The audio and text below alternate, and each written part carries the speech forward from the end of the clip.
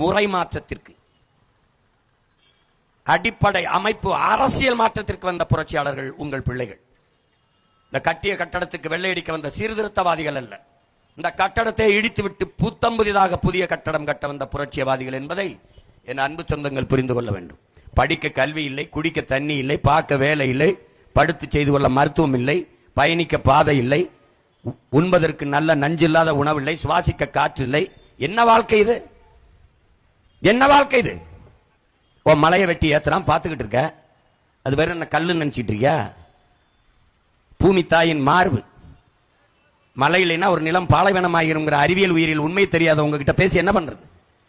மழையில நாடு என்ன ஆகும்? அதை உன்னால உருவாக்க முடியுமா? முதலமைச்சர் கையெழுத்து போட்டா மழை வளர்ந்துருமா? கையெழுத்து போட்டா மலையை வெட்டி எடுக்க முடியும், மலையை கட்டி எழுப்பிட முடியுமா? இதை அறிவு இருக்கிறவன் செய்யற செயலா? நீரை புறா உறிஞ்சி உறிஞ்சி விற்கிற முதலாளி யாரு? அரசாங்கத்துக்கு கிடைக்காத நீர் முதலாளிக்கு எப்படி கிடைக்குது? ஏப்ரல் மேல நம்ம ஆத்தாள் அப்பெல்லாம் குடத்தை வச்சு காத்திருக்கும் போது அழைச்சு பேசினா குடுவ குடையா கொண்டாந்து இறக்குறான் இந்த முதலாளி. அவனுக்கு மட்டும் தண்ணி எங்க கிடைக்குது? எங்க கிடைக்குது? தண்ணீர் ஒரு வியாபார பொருளாக மிக உயர்ந்த சந்தை பண்டமாக மாறிவிட்டால் அந்த நாடு நாடா?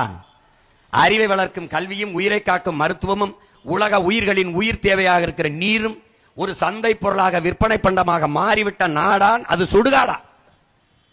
தண்ணீர் உங்களுக்கு மட்டுமானதா? கல்வி மருத்துவம் நீங்க பாத்துக்கிறீங்க, மருத்துவம் கட்டி பள்ளிக்கூடம் கட்டி படிச்சுக்கிறீங்க.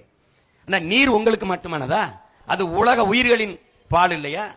அது தேவை இல்லையா? இப்ப நாம இந்த கடையில போய் ஒரு தண்ணி வாங்கி குடிச்சிடறோம், ஒரு பாத்திரல கொடுங்கன்னு குடிச்சிடறோம். அப்ப மற்ற உயிரினங்கள் என்ன செய்யும் என்கிற ஒருத்தர் மூளையிலாவது இந்த சிந்தனை வேண்டாமா?